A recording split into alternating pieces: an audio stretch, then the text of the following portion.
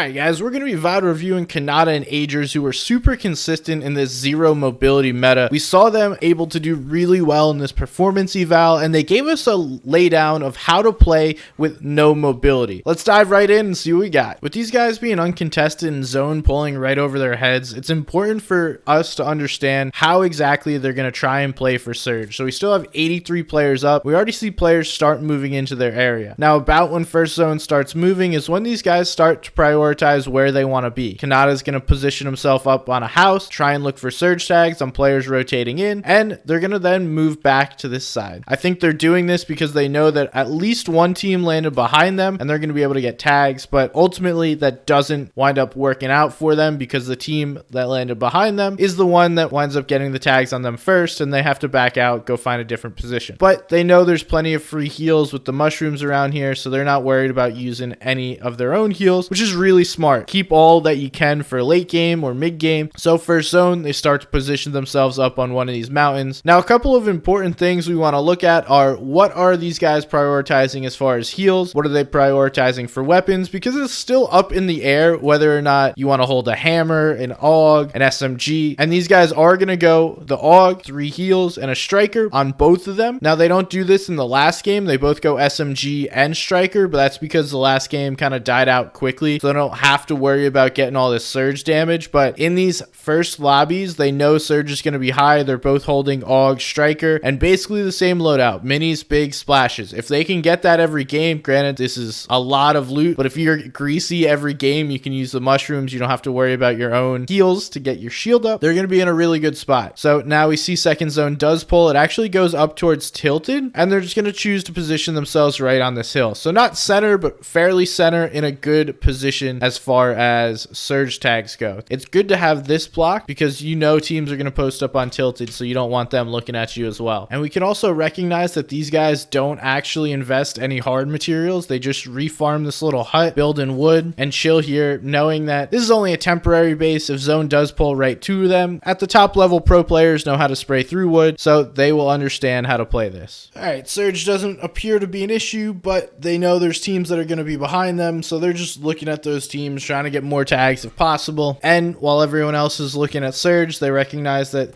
there's a fairly free rotate. Khanada gets some big shots while that player is looking at somebody else, and they get themselves in zone. Not only that, but Khanada's going to get a couple extra tags. Obviously you would want to get up above on this hill, but ultimately they're going to be able to get more tags here holding everyone on the south side than they would be if they went to this central part of third zone. You really want to be center of third to guarantee next zone. It's not a big deal if you're not, especially if you can find a free path in to a more central position. Is not going to be difficult. So that's ultimately what they're trying to do, and just farming surge tags. We see this mid-game strategy is so strong from them. They understand how to play surge, how to get tags, and they're not putting anybody at risk. They're not putting themselves at risk. They're just getting tags from a distance and not even needing to fight. Quite a great play. And this is one of those, I shouldn't say free because you got to be doing the right things in order to get it, but a very low effort elim here for Khanada. You know, players on the edge of zone, if you can get enough people in the lobby looking at them, it's a free elim. Now here comes the fourth zone rotate. Again, like I said, it shouldn't be that bad of a rotation. If we take a look and see what they have to rotate through, there really isn't too many players in the way, not too much they have to worry about. There was that team behind them. Once they block them off and cover their backs from the hill, these guys are just basically going to be able to walk in and then even stay on this hill if they want to, but it looks like they're trying to get a little lower and chill down here. Perfect positioning. Use a big once you get in. You don't want to use it on your rotate because you might get tagged up even more. Between the two of them, they've used, let's say, 40 plus 30, 70 materials to get to this point in fourth zone. If they pull fifth, this is a really good position. Surge is not going to be an issue for them, being basically 700 above, but a team this good is using this as practice, so they're just constantly looking for tags. When you're constantly looking for tags, you're never going to wind up below surge. Would you look at that? They do pull fifth, so now they have to take advantage of this. The question is, for most players, do you go and try and hold players and get some more tags,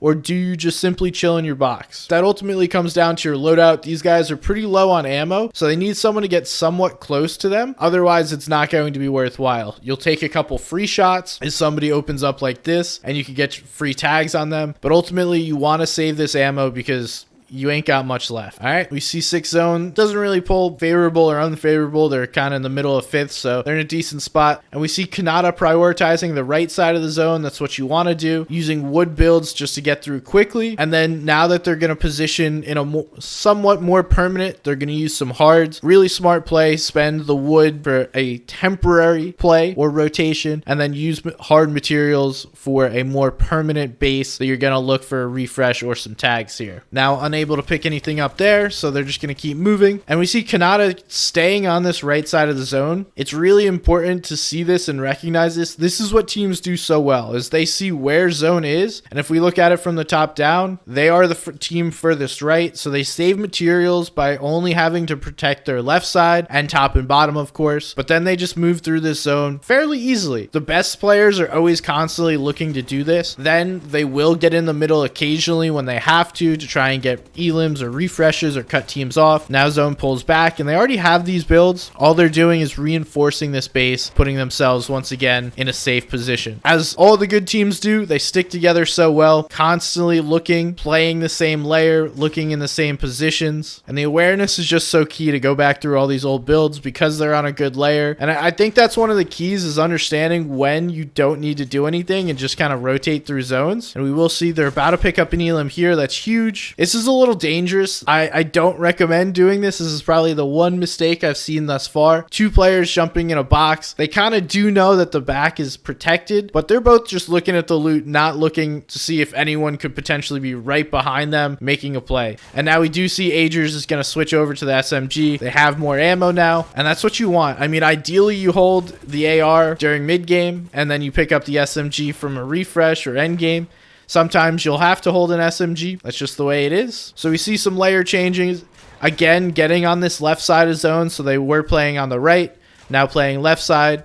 Khanada is waiting for his boy because he needs to heal, so he's going to look for any potential refreshes here. Nothing happens, so the rotate needs to continue. And similarly, with these layer changes, it helps just to simply avoid using as many materials. And now they're in a bad spot, but instead of panicking, we go back and watch this one more time. Very calm and confidently just holds your builds, edits, puts themselves in a better spot. Like, this could have been a really bad position for them to be in, and a lot of players probably go down here. But we see the layer change, right? And then they wind up getting cut off here by a team. And that team has the preferred peaks and angles. Khanada understands this. He's going to wait patiently, allow himself to build off more space, and then help his teammate get out and protect him.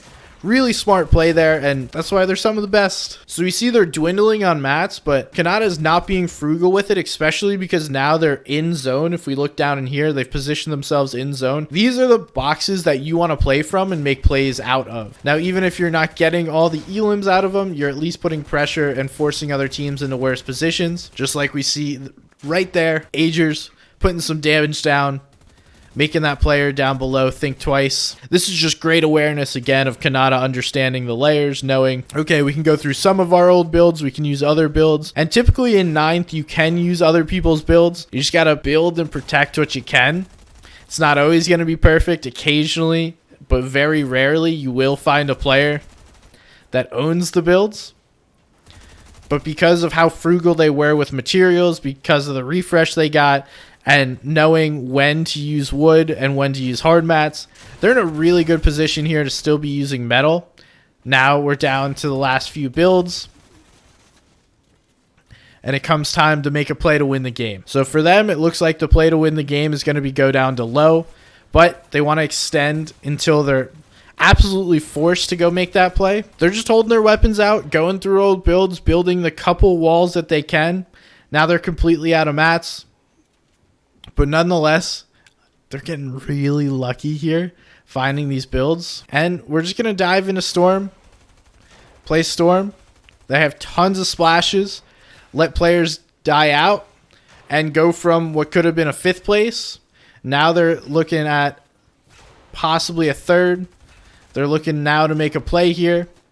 And there isn't too much they could do, but everyone takes themselves out because of that Storm play, right? So 4th place is when they decide to make this Storm play, and they could have just ran out there with no materials, had a name duel, but they know they have so many splashes, so they're playing their inventory so well. And because they do this, it allows them to actually win this game because everyone else just winds up getting in a fight and there's nobody left for these two to have to deal with. It is a beautifully executed, not heal off, but little storm play to extend their game. And worst case scenario, they were picking up a couple extra placement points, and best case scenario, they grabbed the victory royale. So thank you guys so much for watching. I appreciate you. Ajerss, Khanada, zero mobility meta, they dominated it. They gave us the blueprint for you guys to succeed.